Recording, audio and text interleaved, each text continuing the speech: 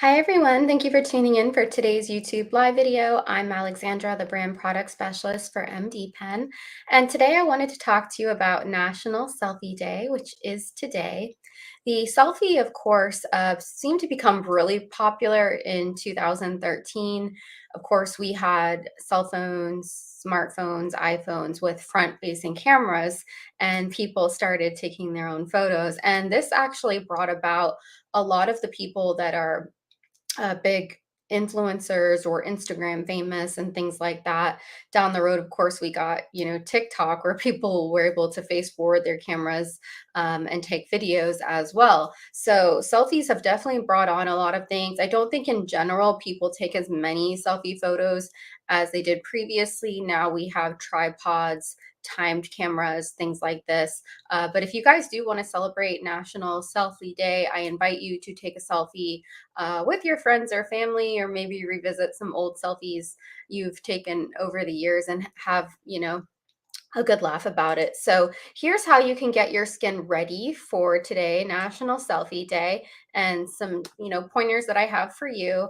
Hopefully you're not using heavily filtered images for your selfies. We really want you to be happy with your skin here at MD Pen. So I have some suggestions for things that you can do to get your skin selfie ready.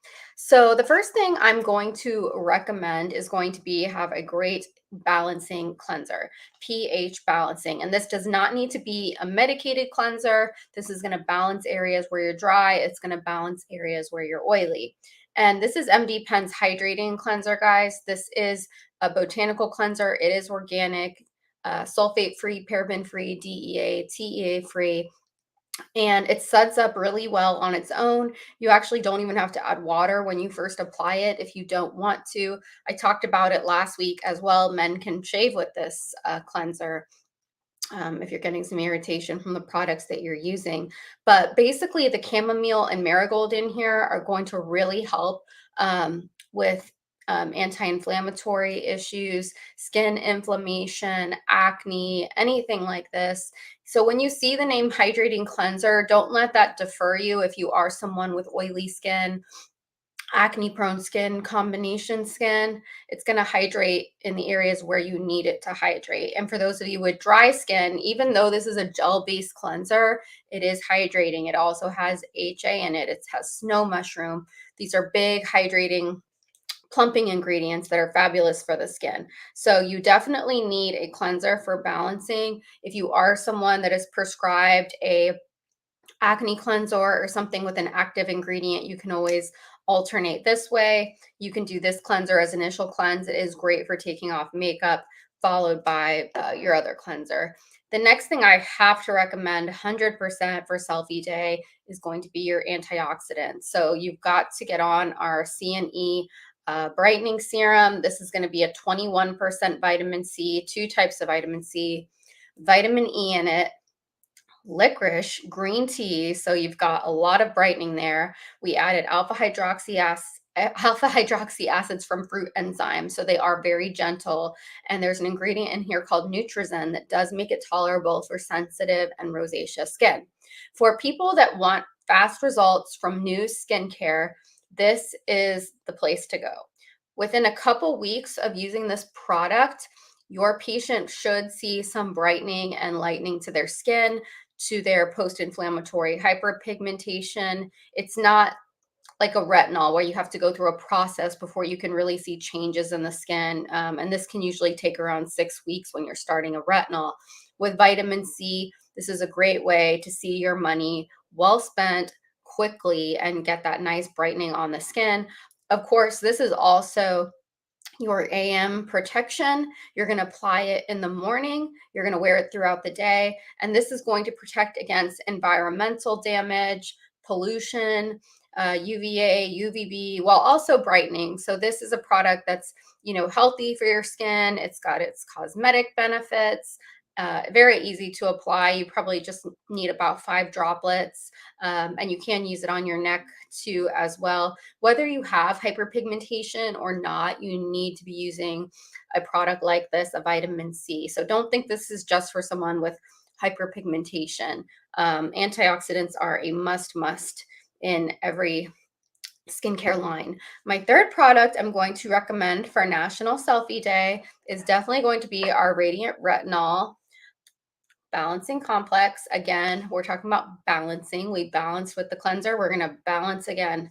And this retinol has pre and probiotics in it. It has niacinamide and it is packed with ceramides. I haven't had anyone calling saying that they're getting flakiness, redness, irritation from this retinol. It is so hydrating, very easy to use. You've got your pump on the top, 2 pumps for face, 3 pumps if you want to include your neck. These are worn in the evening, guys. You do not wear your retinol out and about during the day. So make sure you are cleansing it off. If you're taking your selfie, you're looking at your face, your skin looks dull, your pores look big. This is the product you've got to be on.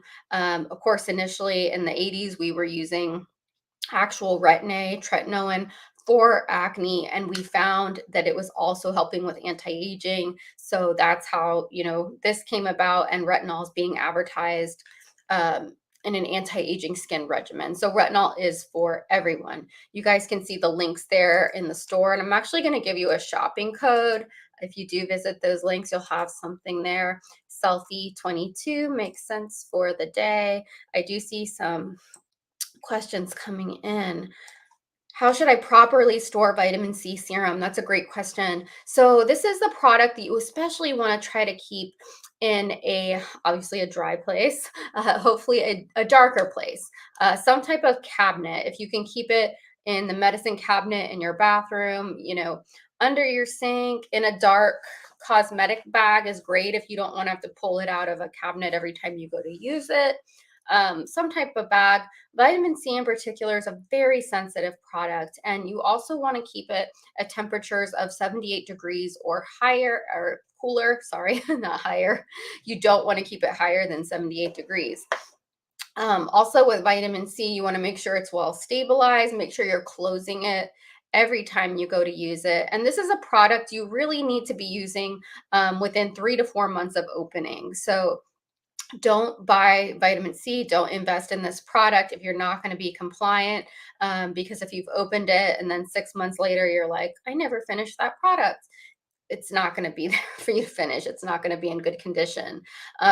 So even though, all of our products are pretty much dated 2 years out at MDPen, within 3 months, 4 months of opening your vitamin C, you do need to be using it. And hopefully that tells you also how to store it. So thank you for asking that.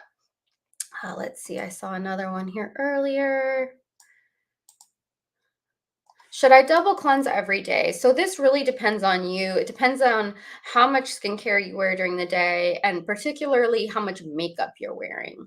Especially if you're someone who's using a primer, if you're someone that uses foundation with powder over it, you've got to be getting all of this off of the skin. And that's how these, double cleanses kind of came to be. In the morning, you likely don't have to double cleanse because you're just cleansing what was on your skin the night previously, which likely was a retinol and a moisturizer. So it should not be difficult to get off. And when you think of double cleanse, do not think aggressive. This is not any type of exfoliating technique. It's literally using 2 cleansers back to back. Great question. I think I already answered this one. Do you wash off retinol in the morning? Yes, you do. You don't want to wear it out. It will make your skin sun sensitive. Here's a question. At what age should you start using retinol? So when I worked under a dermatologist for many years, this came about. And typically the decision wavered when young children first start getting signs of acne breakouts and whatnot. Usually glycolic, like just glycolic and a cleanser, um, adapalene, clindamycin, sometimes benzoyl peroxide. Those are all typically gone about first. I would say it really just depends on the type of acne they're getting, but it can be used, as young as 13, 14, especially if it's someone where you're trying to rule out all the topicals you can before considering antibiotics, or even in some cases Accutane.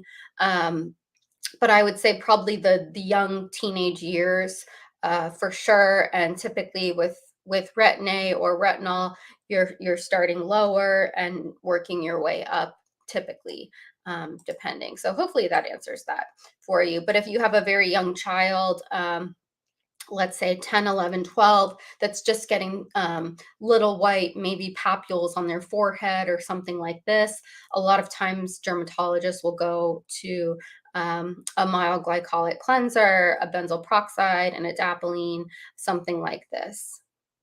Here's a great question. Should I apply retinol before or after moisturizer? In the case of MDPens, and because of its application, this one you're going to do first in the evening, and I would follow it with our Revita Peptide Moisturizer, which I do have here. So similar bottles. If you're someone who loves the growth factor gel, owns the growth factor gel, what I would do with that is you can use that again on full face. You can even apply it at the time of the retinol, or you can apply your growth factor gel first, spot treat the areas, anti-aging areas, perhaps dark circles, whatever, wherever you're using it, then apply your retinol, then apply your Revita. Keep in mind the Revita is meant to be a full face moisturizer. It's also meant to be used on the neck. It does have that growth factor for the neck. So you can always spot treat with the human derived growth factor gel. If you're using it in the case of acne scarring and you have scars on your cheeks, go ahead and put your growth factor gel there. And you can do retinol and Revita to full face if you do have all three of those products. So hope that answers that for you. Yeah, I didn't really talk about the Revita peptide too much in this video, but that would be something, kind of missing from the regimen that I showed you. I guess what I'm getting at is kind of like our minimalist regimen. When I'm going over cleanser, vitamin C, retinol, Revita, and sunscreen would be your missing components. And we do have a recommended minimalist kit. But there's that link for the Revita peptide. Of course, with National Selfie Day, you've got to be wearing sunscreen. Even if you're taking your selfie in the house, please always finish off your skincare regimens with your sunscreen always. I see a retinol question. Can I put retinol under the eye? The answer is yes. Don't put it on your actual under eyelid, but you can put it in the infraorbital area and you can just pat. You can get pretty high up. You can even, pull down a little bit if you want to get up there, or on the crow's feet area. You can use it there as well. If you do need something particular for puffy eye bags and things like that, that's where you want to more so look into the human derived growth factor gel, or perhaps an eye cream that contains caffeine and has something that you need in there. So please go shopping, guys. There's that code selfie22 if you are taking selfies today. If this is just a video to really prep your skin, make it look good, I really want to try to get everyone off using as many filters as possible. And maybe wearing less makeup. Like I said last week, if you love wearing lip product, if you love wearing eye product, it's a great, form of self-expression. You can match it to your fashion choices, but we don't want to be caking on foundation, powder, primer. And if you have acne, it's only making things worse. So hopefully one of the goals for summer, if you do watch this series, is that we can really lighten up the makeup, and I can, help you guys make some good suggestions on this. I do see a question.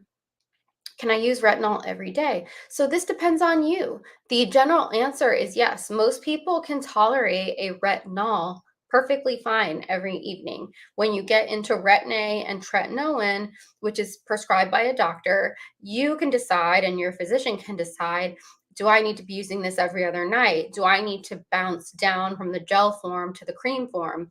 Gels are stronger. So you always have the 0.5 and the 1%. You have the 1% gel, which is going to be, of course, the big guns, and then 0.5 cream, which would be, lower. But when you're first starting out, you can definitely do every other night. Even if you wanted to do that with ours, a week goes by, you used it every other night, you're not peeling, you're not flaking, you should be able to tolerate ours every night. You can, of course, start with the 0.5, finish that jar of using it every night, and then you can buy the 1% the next time you purchase it. So hopefully that helps.